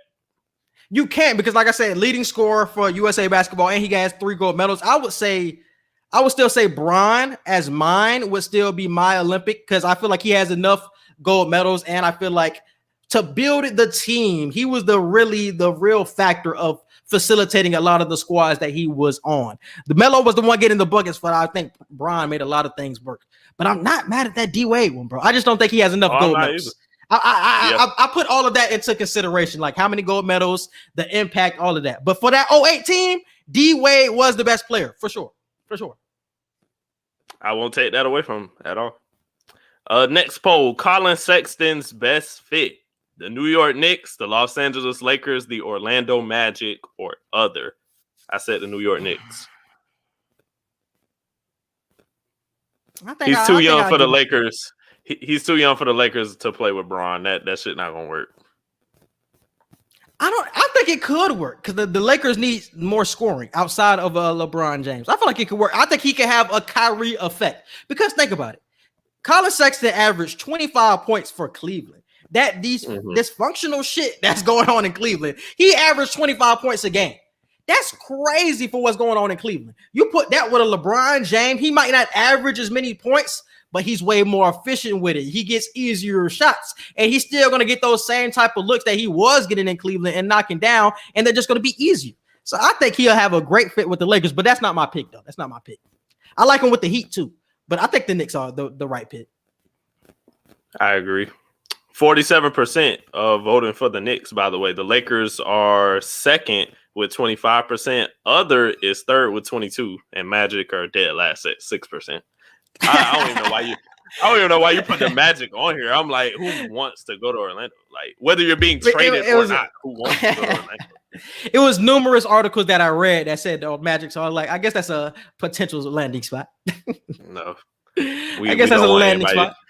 And it hurts me to say that, bro, because I really have so much respect. The glory days of Orlando just they got to rebuild this franchise, bro, because the glory days of Orlando really was a time to be alive, for real. Next poll, Marvel villain you're most excited to see in Phase 4. Dr. Doom, Kang, the Mandarin, or other? Dr. Doom. I want to see Dr. Doom because he hasn't been done right in anything that we have seen. I know that Kang is new, but Dr. Doom has never been done right, and I want to see him done right in the Marvel. And I know Marvel is going to get it right. So more excited to see that than Kang. Did y'all watch that Loki shit? Y'all watch that Loki shit today? Yeah. I texted you, bro. This Loki is the best Marvel show out, period. Like, they did their shit with that, especially the way it ended. That shit was perfect. I'm damn near finna rewatch that episode tonight because that episode was just fucking perfect. Was it perfect? I'm gonna dive into it. Yes. I'm gonna dive into it tomorrow when we review it. That shit was perfect. Yeah, I'm gonna just say my feelings for the review. But I think it's gonna be Dr. Doom. Huh? You sound disappointed. No, it was good. It was good. It was just one thing that was really holding me back, and I'll dive into it tomorrow. Right. Kang is winning though 50%. Dr. Doom is second at 36. The Mandarin is third at 14%. Excited to see the Mandarin too, because them bracelets or whatever the fuck he's wearing for the team rings look crazy. Yeah, the 10 rings. Yeah, I agree with the Dr. Doom point though, because like you said, he hasn't been done right really in anything that we've seen. So I don't even know what he's supposed to be, because one of my favorite movies growing up was that Fantastic Four movie, and that nigga really wasn't shit. Like, he was getting thrown in legs, like that nigga was getting treated like that. So I'm like, what is this nigga really supposed to be, bro? Because he was never respected in the movies that I grew up watching. So I'm like, I need to see what this nigga is actually supposed to be like, his actual impact. Because in what I've seen, I don't even respect this nigga at this point. From what I see, for real, I don't even respect this nigga. Next poll, Matt Stafford will win NFL MVP in 2021. Too wild or not too wild? I said not too wild. I'm kind of on the edge with this, because I think he will have such a great impact on this team, and wins will come of it, and you cannot turn away, and you can't stop looking at the Rams, and you're going to have to give the quarterback the credit. It's a new quarterback, a new system, and he's going to flourish in this system with Sean McVay. So I would say not too wild. I think everything works with the Rams. So I would say yes. I totally agree with every point that you said, because I've been saying it for a long time. I'm a Matt Stafford fan. Do they kind of overrate him sometimes with the way they put him on quarterback lists? Yes, because it's like... Didn't you say he was like top 5 on one of the rankings you was looking at?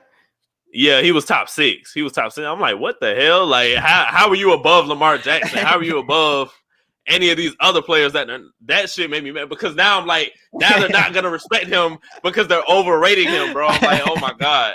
So that shit pissed me off. But Matt Stafford did amazing things in Detroit, even though the team itself was just trash and they couldn't get anywhere. Matt Stafford was the reason that they had some type of hope. But now he can translate that to the Rams. The Rams have already had a history of winning. That defense is top notch. It's just Matt Stafford, do what you've been doing in Detroit this whole time and get that team over the hump and possibly get them back to the Super Bowl, and you can have that MVP. So I feel like Matt Stafford, just get them there and it'll happen. And this is the thing about Matt Stafford. I think he will get the credit for the wins, but he don't really got to go crazy, because how dominant that defense is with Jalen Ramsey and Aaron Donald. He doesn't have to go that crazy with how shut down that defense is. You just have to score probably 28 points a game and you'll probably be fine. You feel what I'm saying? So he ain't got to even go crazy for that team to do well and for him to get recognition. So it's like he can still be like a bottom tier, not bottom tier, but like a back end top 10 quarterback. But he's still going to get a lot of credit for what's going on in Los Angeles. True. Too wild is winning that poll, though, 68%. See, niggas think it's going to be Pat Mahomes. They've been watching these shows. It's the Matt Stafford disrespect, bro. Like, it's the overrating of Matt Stafford. Is it really disrespect, though? Is it really disrespect, though? Yes, because you got to think about... like... Oh, go ahead. He's on a team where he can make an MVP case now. Like, on the Lions, you're not winning MVP. I don't care what kind of numbers you put up, because you're not making the playoffs and your record isn't going to be that good no matter how great you play. But now you're on a team that makes sense and fits your playing style, and you literally, like, you're going to have the wins to match the yards that you're going to be throwing, the amount of touchdowns you're going to be throwing. So I feel like it's not too wild to say he can win the MVP at this point, because he'll have the wins to back it up. I understand that, but I'm looking from like the other candidates' perspective. You're still going to have Pat Mahomes that's going to be a top candidate for the next 10 years. Like, he's going to put up numbers with these Chiefs teams. It's like, no matter what. So I understand that if people put him to the front, Aaron Rodgers, wherever he ends up landing, he's going to be to the front. Like, the other top quarterbacks, I feel like, are being pushed in ahead of Matthew Stafford right now. But I think during the season, it's going to be like more Matthew Stafford love. And it's going to be like, damn, we said this shit on July 14th, nigga, that he's going to be MVP. And he's going to be MVP. So it's going to come late, but it's going to come. Exactly. And last poll for the night, Dame and Steph would be the best backcourt of all time. Too wild or not too wild? Not too wild at all. I brought up this topic because there has been reports that Golden State has been having internal discussions about bringing in somebody like a Damian Lillard. Do you think that works? Because they wouldn't have to give up Klay or Draymond. So it would be Damian Lillard, Steph Curry, Klay Thompson, and Draymond. And I think they're going to have to give up Wiseman, Wiggins. They got a lot of picks that the Portland Trailblazers are going to want. They had 2 lottery picks this year and future first rounders. My only problem with a Dame and Steph picture with the other stars remaining there, what are you turning Klay Thompson into at that point? A shooter. But it's like, I'm not really sure how I'm trying to explain this.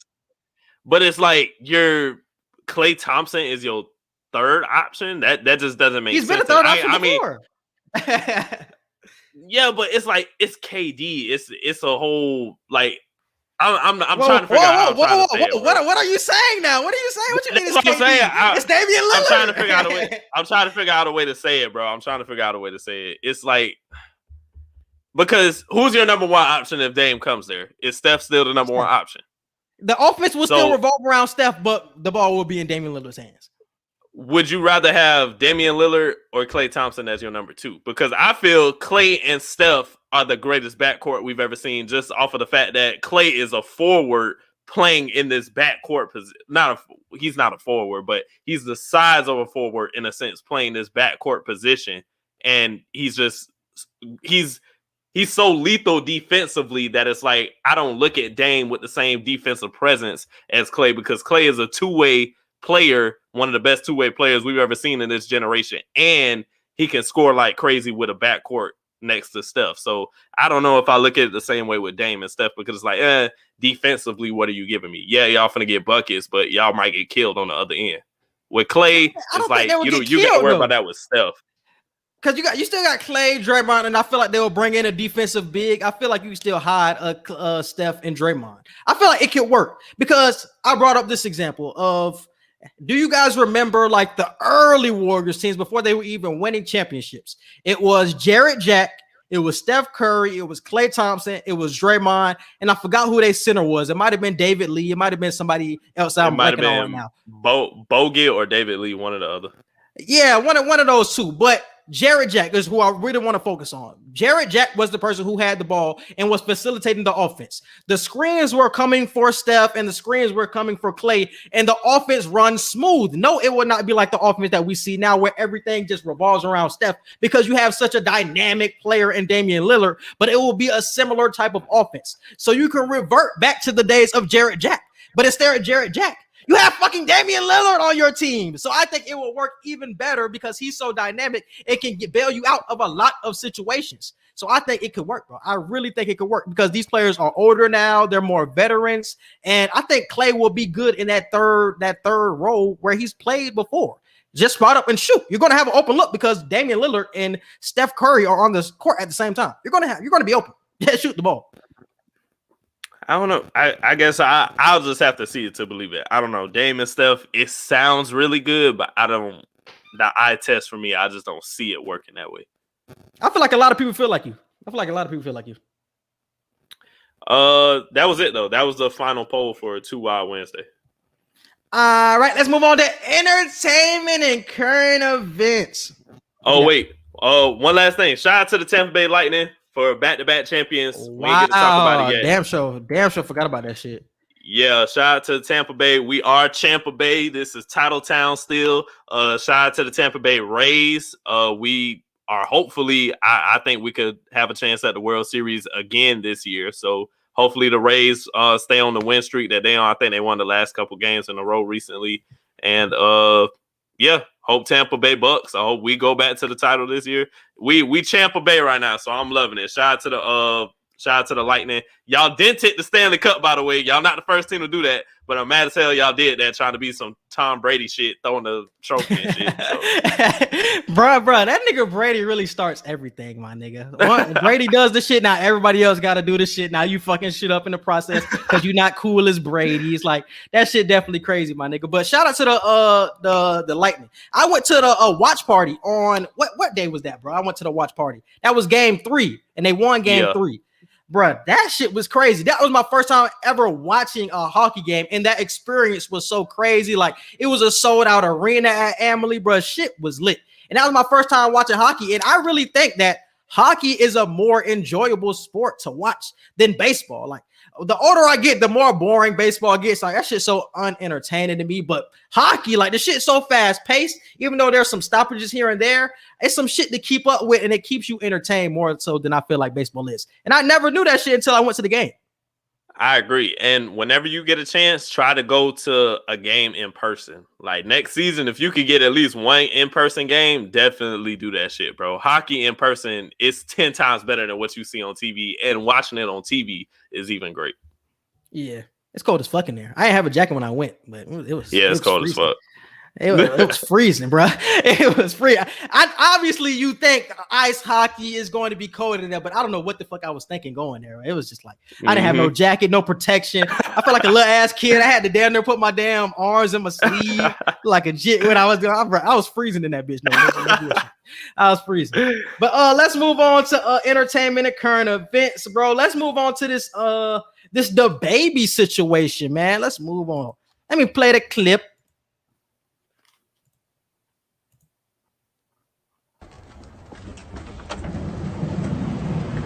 Baby, you got me. Just trying to raise some donation. Yeah, we got that. Skittles. What you want for the box? 200. 100. Yeah, 200. I mean, What like you 400 charge every for? day. What you charge for? One for $2. I mean, like 400 every $2. So add this up. How that's 200? I make 400 every day off donation. How much you want for your box? These niggas. Nah, that shit, I make 400 worth too. You made 400 off that? Yeah, I'm that and shit. you sell them for $2. Yeah, and I got for So $25. let's count it. Let's count it. It's 34 inside. Exactly. What's 34 times 2, my boy? It ain't 200. That's 2. It ain't. It ain't nothing. It ain't even $100. Oh, yeah, that ain't $68. What about you?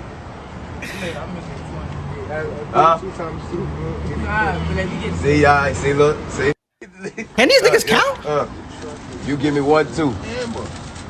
What, they $2 a piece? Damn, he gave them boys $2. $1 each, I ain't bet. You got you in your head, man. You trying to play, but I was gonna bless you anyway. You'd have got the 200. Now you got telling you. Y'all be good. Look, they pissed. Look, they got me fucked up. Bro, that was my first time actually watching the video. That is fucking hilarious. So they really try to finesse that man and say 200 for some gushers? That's crazy. And you heard bro. him. He was like, bro, I was finna bless y'all anyway. I was finna get the 200 anyway, but y'all fucked it up. Y'all tried to play me. I heard he's getting backlash for this, and I don't understand why. He had a lot of people giving him backlash, bro. Bro, people was making me mad because niggas really saying, you still should have gave them the money anyway. You know what you was doing at that age, trying to hustle people out. No, people, we got to stop being under the, we have to stop looking at it from a point of just because you have money, you automatically supposed to just bless people, whether they try you or not. So anybody that's saying he should have gave them $200, whenever somebody asks y'all for donations, y'all better be spending a bag now. Anybody that's saying any of that, y'all better be spending bags at these donation people, because nobody is paying $200 for a box of gushers that for 2 pieces of candy or whatever is like what, $68, like $2 for a piece. You know, so nobody is paying $200 for that. I don't care if I'm a millionaire or a billionaire. You ain't finna up the price on me just because you see me and you know it's me and you know I got money. Like, that shit dead, bro. Especially if I was finna bless you anyway. You was finna get probably $1,000 out of me anyway. Like, that shit's stupid. That's hilarious, bro. Them niggas really walked up with a couple of boxes talking about 200 for some gushers, nigga.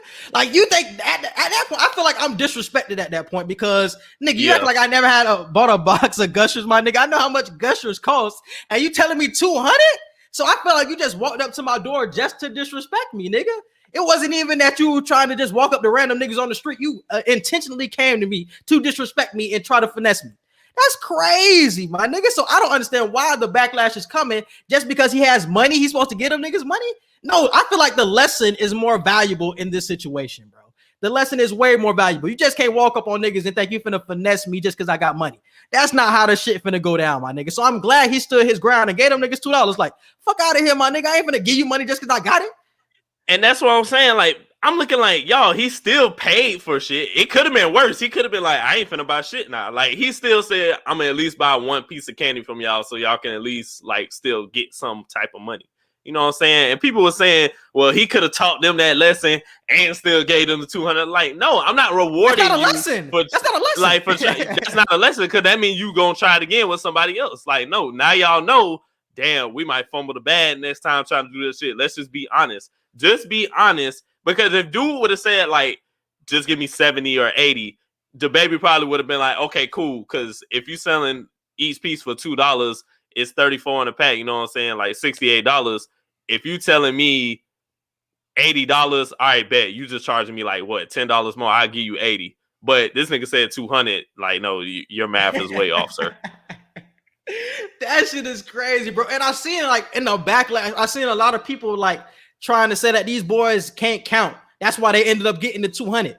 Like, how do y'all? These look like some teenagers. Why y'all niggas think they can't do simple math like 2 times 34? I know they was looking slow when he was asking them questions, but them niggas knew the simple math of how much money we supposed to get off these boxes. Them niggas know. Even if you didn't know the correct answer, you knew it wasn't 200. Like, you know, 34 times 2 ain't 200. Nah, come on. Even if you don't know the answer, shit. I don't know. The lesson is way more about they ain't gonna try nobody like that because all of these people that are backlashing Lil Baby will be the same people not even trying to support what the little bros got going on in the first place. So if they even came up to y'all and asked y'all for 200, what y'all saying? Hell fuck no, I ain't giving y'all niggas 200. I ain't even gonna give y'all 200. So how y'all gonna say Lil Baby, DaBaby, yeah, give these niggas 200 because they supporting you or they want some money from you? Just cause we know you got $200. Like, no, don't do that shit to me. I hate when niggas pocket watch like that and tell you what to do with your money. Like, nigga, get the fuck out my pockets, my nigga. I don't need y'all niggas to tell me nothing. I'm rich. I got this way because of what I'm doing. Y'all niggas stay where y'all at right now, my nigga. So that's crazy how niggas is backlashing him for that stupid shit, bro. I can't believe it, bro. That's funny as hell, though. And Soulja Boy literally just dropped a video early today. I think he went and gave some kids some money for free and didn't even buy their candy. He just gave them money. So I'm like, is Soulja Boy trying to troll this nigga? Yeah, is he trying to troll this nigga? That's all he doing, bro. Soulja Boy ain't doing that on no regular Tuesday. Soulja Boy ain't doing that. He trying to show out. He definitely trying to show out, bro. I know Soulja Boy. Actually, Soulja Boy might have been the first person to ever hand out money to some random niggas on the street. No, Soulja Boy, he probably was the first nigga to do that shit. He probably was. All right, bro. Let's move on to the T-Pain situation. T-Pain is fed up with you rapping niggas, bro. Let's play the clip. Different music. We have do some different music. We have all the shit that you're doing. We already have it. Lil Uzi Vert is already doing it. Lil Baby is already doing it. DaBaby is already doing it. It's literally 2 niggas with baby in their names that's already doing all the music you want. Do something else. Do something else. That's it. That's all we want. Do something else. Holy shit. We have it. We have it already. You don't have to do that music anymore. We have the music already. We have Lil Baby. We have DaBaby. We have Lil Uzi Vert. We have Lil Yachty. We have Lil everybody. Do something else. Holy shit. All right, so I want to go first on this topic. Because yes, I understand what he's saying about do some different music. But if you're looking up to these rappers that are rapping now, everybody is rapping the same. Why should I not be the one to just jump on the wave? Because I know what is working. I understand like the forward thinking mentality, but I see what's working right now, and it's this type of rap style.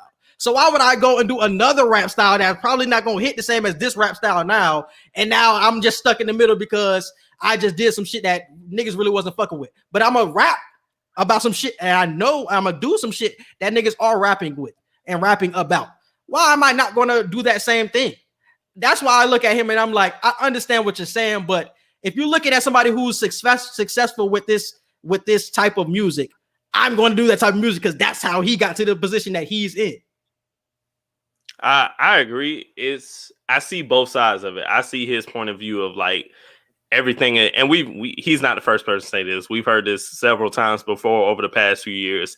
Everything is starting to sound the same and all of that type of stuff. But I do agree, like, if you're an upcoming artist and you're like, hey, that type of music ain't gonna give me the blow, but this type of music is, I'm most likely gonna try and make that kind of music, so unless you're a different sound, like Rod Wave, for example. Rod sounds so much different than a lot of these other rappers, but everybody ain't like Rod is a 1 in 1,000 situation of sounding different actually working for you. So I feel like I understand both sides of the coin. It's just what side are you gonna be on, and what are we saying to all the generations before this? Because you could definitely say that for, well, nah, you can't. It's usually somebody that comes in and then change the game in the direction that is going to be for the next 10 years. And T-Pain is honestly somebody that changed the game in the direction that it's in now. So I understand his frustration because he was one of those pillars that was needed to change the game. Wayne was one of those pillars that was needed to change the game. But everybody isn't a pillar though, bro. Everybody isn't a pillar to change the game in the directions. Most people, especially during all of the years that we've seen, fall under the same trap of doing what is hot at this moment. Everybody falls under the trap. I have an era that is perfect. When hip hop first came, everybody was sounding the same. Everybody kind of had the sound, but then again, rappers were mostly coming out of the same area at the time. But before gangster rap started around the late 80s, early 90s, hip hop just sounded the same with a lot of artists. Yeah, you had some different cadences, but for the most part, everybody kind of had the same flow. Everybody kind of had the same style. It wasn't too much cussing and whatnot in their raps. And then boom, you got people like Ice-T, you got people like NWA, you got people like Tupac and all these people who are growing and just changing the way rap is. And it's like, oh, we can actually cuss the way we want to cuss when we rap. We can actually talk about money, clothes, hoes, cars, and all that. It's cool though and okay to talk about that type of shit. So it's groundbreaking shit like that, and I totally understand. T-Pain did that with auto-tune. It's like Usher told him, no, that shit ain't gonna work. Snoop Dogg told him, bro, that shit is not gonna last. You're actually ruining music with that shit. And then now everybody uses auto-tune like to the fullest extent. So I don't know who the next artist is gonna be to where it's gonna have to cause that change again, but I totally agree. It's gonna have to be one or two artists that, at least in hip hop, they're gonna have to do that. That's what I'm saying. That's why I say I understand his frustration, bro. But it's like you gotta understand it at the end of the day. I know that you're going through all of these songs in your email and everybody sound the same, but you gotta understand the era that we're in right now, bro. What's hot in the streets? It ain't a lot of musical shit that's going on that's really gonna intrigue you, other than what DaBaby and Lil Uzi Vert is doing. It's not a lot of other shit that's really going to grab your attention. So I'm going to do what's grabbing the attention at this moment. I understand it. I understand it. Like J. Cole said, everything's commercial and it's pop now. Trap drums, this is shit that's hot now. So it's like everybody doing it. This is the it music. This never used to be the it music, but it is now. So that's what I'm saying. And I don't even think it has to be like a big change in music, but just do different flows over the shit. I don't know, over the trap beats. Just do something different other than like the mumble rap type of shit. Do something different. That's probably what T-Pain was trying to get at.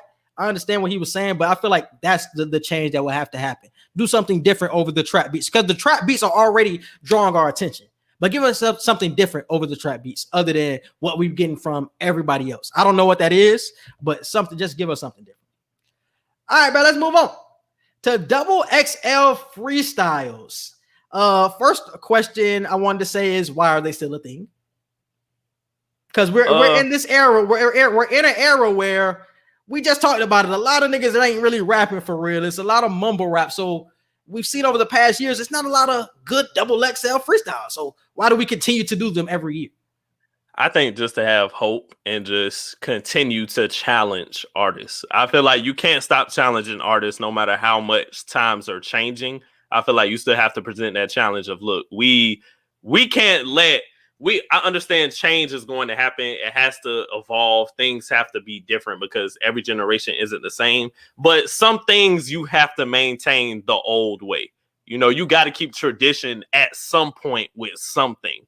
You know, and I feel like freestyling should never go away. Freestyling should always be an important part of hip hop because that's what hip hop grew up on. That's what we were given the best content with. Freestyling, coming off the dome, your pen game, like that shit, that should never go away. It should never be that ain't what it is no more. So we should just completely forget about that and go with what hip hop is. Like, no, you got to have some type of foundation for this type of music. You know, so I feel freestyle should never go away. I think we're in a different era, bro. You sound like what was old boy name off Yasuke, bro? Nigga was always talking about the old way. You sound like that old nigga that was trying to betray Yasuke. You definitely sound like that nigga. But nah, I think it should definitely change though, bro, because we're just in a different era. It's not based on the freestyles that can get your name out there. That's not what's cool no more. Nobody freestyling for real. We just writing down. A lot of these niggas got writers. That's going with what T-Pain talking about to a certain extent. Like, shit, it's a change in the era. Different. It's the era change. Like, I can't do shit from a past era when it doesn't work for this era, and it's not elevating. It's not elevating our artists at all. I feel like Double XL should be meant to elevate, and it's not elevating a lot of these artists that are being put on these covers. It's not.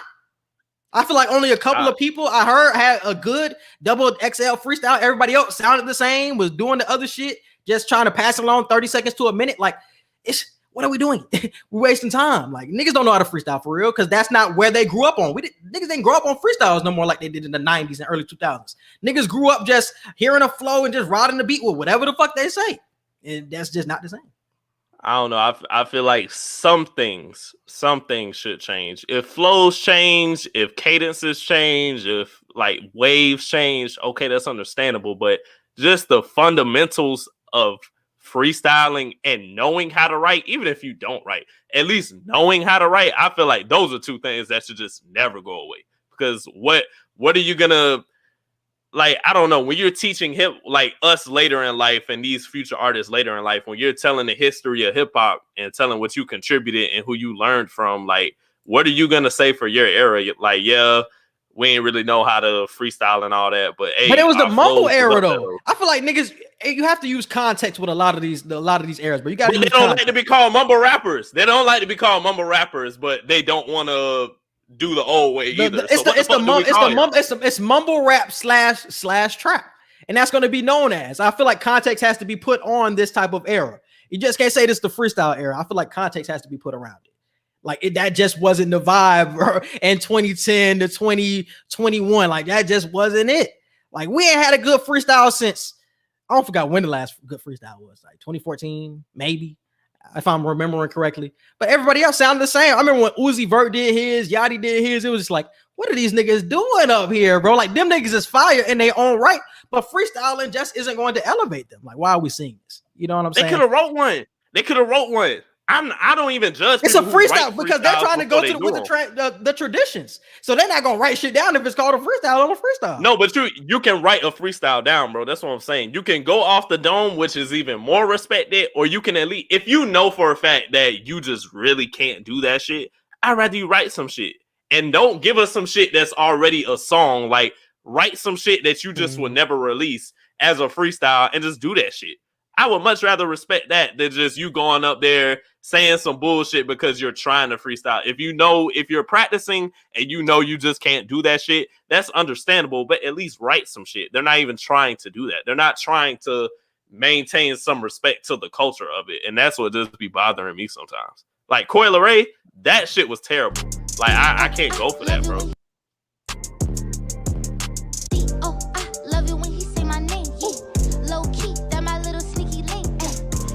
When he fuck me to the beat, ayy.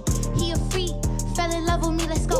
Watch us all get lit, ayy. Watch us all get rich, ayy. Couple niggas with bricks, couple niggas hold sticks, ayy. Bitch, I love my butter to me, ayy. My wrist, ayy. Gotta see, yeah, ayy. We all get money, yeah. Bitch, we all get money. That nigga Murray, bro. I didn't even know that nigga made it to the cover though. Yeah, bitch, we all get money, let's go.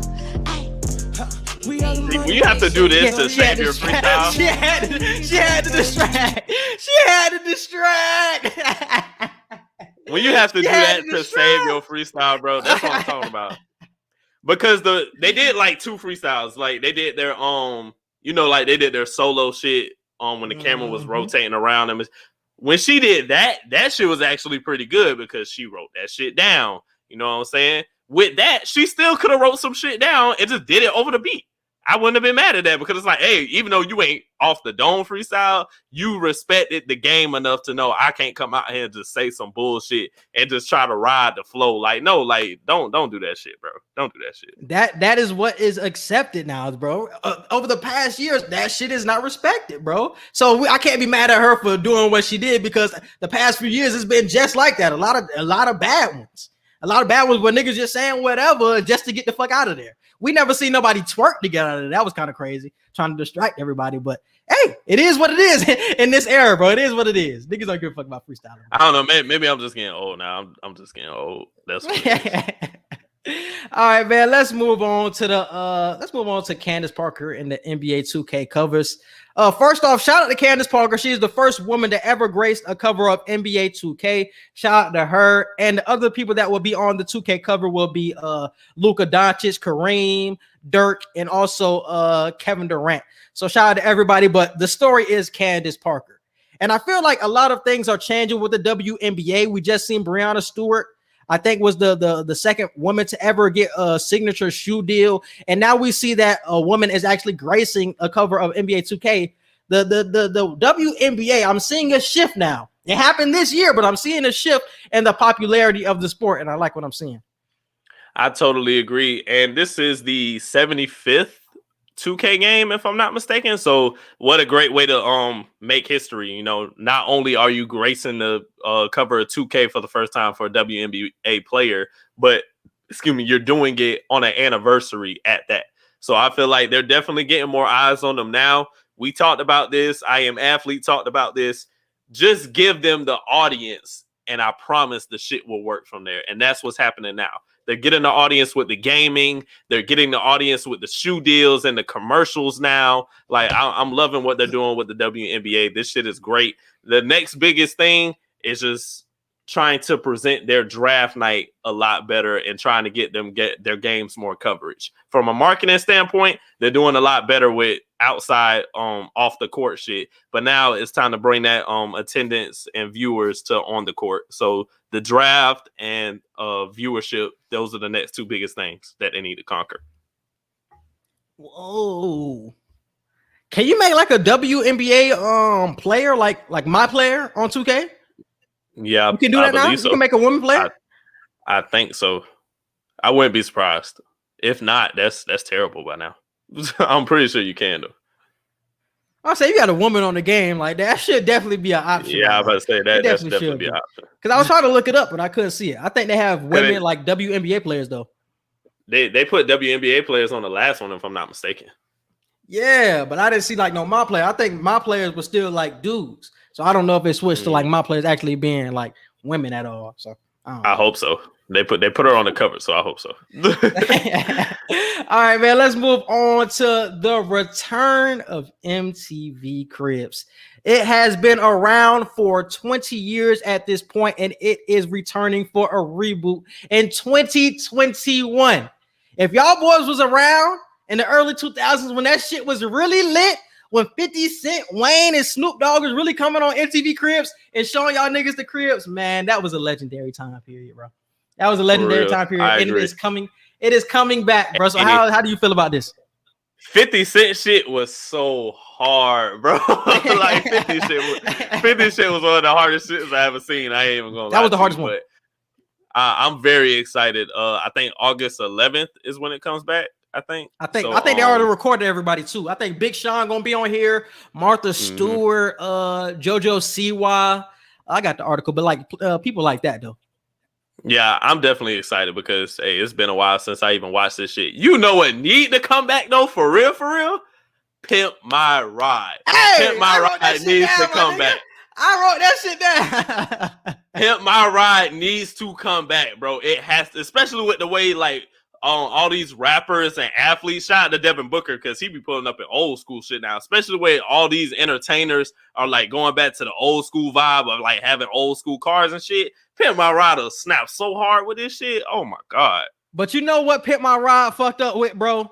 They didn't do a good service to the people that cars were actually being pimped. Like, bro, Yeah. it's so many horror stories of the people that actually got their cars pimped and they didn't like the way it was pimped, and it took so long to actually get their car back. It was so much bullshit that happened to the people that actually got their cars pimped that I don't think that they will bring it back. The setup of the show was dope and the finished product of the car looked dope. But a lot of times that car didn't move after a couple of days because so much electricity was powered through the TVs and the fish tanks that was in the car on some wild shit. So I don't know if they will bring it back from a logistics standpoint, but from like a nostalgia standpoint, it's like, bring that nigga Exhibit back too while we at it. Bring that nigga Exhibit. For real. And we need all of that shit back, bro. I would love that type of energy, bro. Especially with all the bullshit that we've been seeing, like a lot of bullshit MTV putting on. Like, we're getting like 24 hours of ridiculousness. We got a sprinkler of wild and out. We need something different, bro. I'm glad that we finally getting MTV Cribs, but we need Pick My Ride. You might get White Chicks or Next Friday here and there. It's always a movie. It's always a movie at 8:00. It's always a movie at 8:00. And so we need to change that shit up, bro. So I'm glad they're actually trying to reboot these shows, bro. Pick My Ride would be lit, though, bro. It would be lit. I want to know how far you can take cars compared to what you did back in the day. Like, how crazier can you do cars now? Because back then you had spinners, you had the new TVs on the inside. Like, what you doing to cars now? Here's how they can fuck the game up. It don't gotta just be cars no more, bro. Pimp My Ride can be anything. You got a little yacht that you want to pimp that shit out. You got a scooter or a motorcycle that you want to try and pimp. Do that, bro. They could take this shit so far, bro, with the way shit is now. Yo, you got a private jet that you want to pimp out? Pimp My Ride, bro. I promise you, Pimp My Ride. You sound like rich folks. They sound like rich folks. This usually happens to the normal person. This is why more people will watch, though, because if you get celebrities to get on Pimp My Ride, this shit might get taken serious for real. Like, they might not make no bullshit ass car that might not work after a couple. Like, no, they might actually pimp your shit. Imagine if you get Virgil Abloh mixed with Exhibit. If you got Virgil on Pimp My Ride and he give you a off-white redo of the inside of your, bro, come on, bro. That should be hard, bro. They better not steal our idea, because that shit was hard that I just came up with. That's a good, bro. They should definitely do that shit. I want to see it back again, bro. I want to see it back, bro. I want to see Exhibit. Damn, how old is Exhibit? Exhibit got to be like 50, 60. And he ain't too old where he can't do it. He'll be okay. Hold on. Now I'm curious. Exhibit. He's probably like 50. Hey. He's probably about 50. Damn. Hold on, give me 1 second. That nigga is 48. Damn, he ain't even 50. That nigga, damn. So he was doing that shit when he was 20? Oh, 28. About 20 something. Yeah. Yeah, he was 20. Okay, that made more sense. Okay. All right, man. Let's move on to Pass the Ox, man. What you got for Song of the Week? Song of the Week. Let me see. It's right here at the top. Oh, I'm gonna go with my girl Bia. Whole Lot of Money remix with Nicki Minaj. I love that shit. I love the song by itself, but then Nicki got on it. That's wifey. So it's a whole lot of money in this motherfucker. And I got Stand the Rain by G Herbo, man. I fuck with that new album. I do too. With Herb. I fuck with that 25. Album, bro. I used to be a huge fan of Herb. Like, he was my second favorite rapper for a long time behind Cole. And after he dropped that Southside project, and when he was rapping all them offbeat shits, I really wasn't fucking with it. But I'm finally getting back into that G Herbo flow, and this album, beautiful. Love this shit, my nigga. Love that shit. So I'm back in the Herb. I wouldn't put it over PTSD, but it's definitely, it was. Yeah, good. I ain't listening to none of that. I ain't listening to none of that. What? You didn't listen to PTSD? You tripping? Bro, when did Southside come out? Southside came out in 2018, because that's when I stopped listening to him. I thought it was 2017. No, Humble Beast came out in 2017, because Humble Beast is probably my favorite horror project. Okay. Humble Beast is probably my favorite horror project. So that's when I was still like fucking with that nigga. Then Southside came out and I wasn't fucking with Southside. And I was like, he gonna keep doing this shit off Southside. So I was like, nah, let me just stop now before I get my feelings hurt starting to fuck with this nigga. But he going back to the old Herb and I fuck with it. But the young Herb is still the best Herb though. When he was dropping the Pistol P project and all that shit, that's probably my favorite Herb. But yeah, Humble Beast, I love that shit. And movie and show reviews. What we got coming up, bro? Like you said earlier, we got to record Loki tomorrow, so y'all be on the lookout for our Loki drop tomorrow, season finale. What else we got to do? We did Black Widow recently. Make sure y'all go check that out. I just watched the Tomorrow War today, so make sure we got to make sure and do that for y'all. Space Jam comes out this weekend, so we're gonna go watch Space Jam. Yeah. Hopefully we had that probably by the beginning or the middle of next week, most likely. And have y'all been watching that Fear Street? Have y'all been watching that Fear Street trilogy, bro?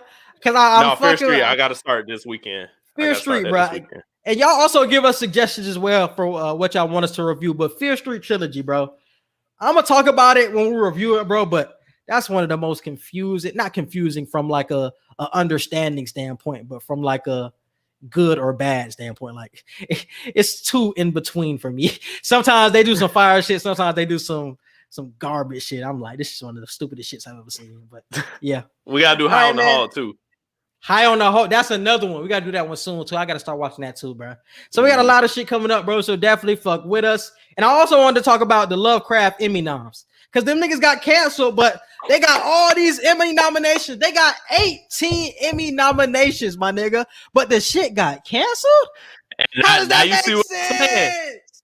I told you last week. You know it got too black, bro. It was getting way too black. There's no way you got 18 Emmy noms. You got all the ratings that you have for it. You got all the positive feedback you have from it.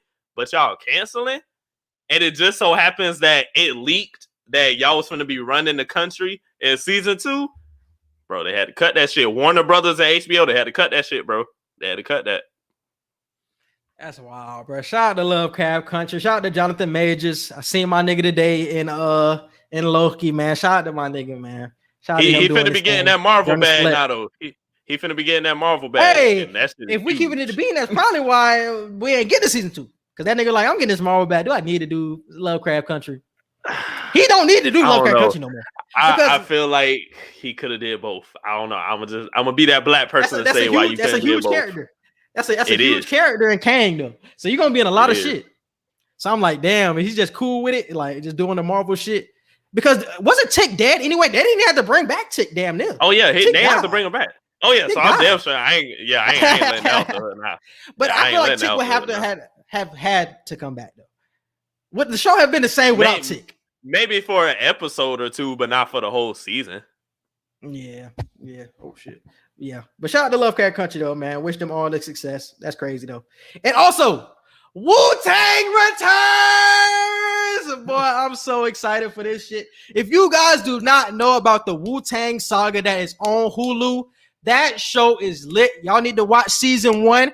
That shit was lit. Season 2 is coming in September. I have been waiting for season 2 for so long. I forgot when season 1 came out. I want to say it was like 2019, but the shit is lit. It talks about the Wu-Tang Clan, how they came up, man, and how they got to where they are at this point in their lives right now, bro. I love it. Y'all need to get on this shit, bro. I don't know if we're gonna review the shit, but it's an enjoyable show to watch, bro. And I love it. We can definitely review it. Definitely. I'm gonna make sure I watch season 1 because the shit look lit. I didn't have Hulu in 2019, so that's the only reason I ain't watch it. And then I forgot about it during 2020 because the pandemic and there was no season 2, so it wasn't crossing my mind. Yeah, bro, but definitely shout out to Wu-Tang, bro. I'm so happy that this shit returned. Hey, and shout out to Lex too, bro. Me and Lex, every episode we talk about damn Wu-Tang, bro. So I'm glad me and my dog can watch that as a family once again in season 2. All right, bro. You got anything else before we get out of here? No, that's it. All right, bro. You can hit it with the social media. Y'all can follow us on Twitter at QE Podcast 1. You can follow us on Instagram at QANDE Podcast. You can follow and like our Facebook page and subscribe to us on YouTube at QAnSignE Podcast. On YouTube, be sure to click the notification bell so you can see anytime we drop new episodes. And our email, QANDE Podcast at gmail.com for any business inquiries, questions, or concerns.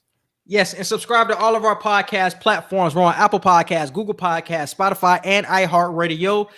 Subscribe to our YouTube, Q and Sign E Podcast, and also subscribe to my YouTube. Just type in Quincy Hicks into the search bar and definitely subscribe. Also, shout out to all the Facebook love, bro. I think we just got over 300 followers on Facebook. Shout out to everybody that's been showing love on all of our social medias, Twitter, Instagram. It's love all around, so definitely appreciate that, man. If you're watching this, man, definitely share it, man, so everybody can get a replay. Everybody can see the Q&E podcast, but we definitely appreciate y'all, bro. Let's clap it up. 300 followers on Facebook, bro. That's definitely love, my nigga. And that definitely has to be applauded, bro. We wouldn't be here without you guys, so definitely appreciate it. And we out. Peace.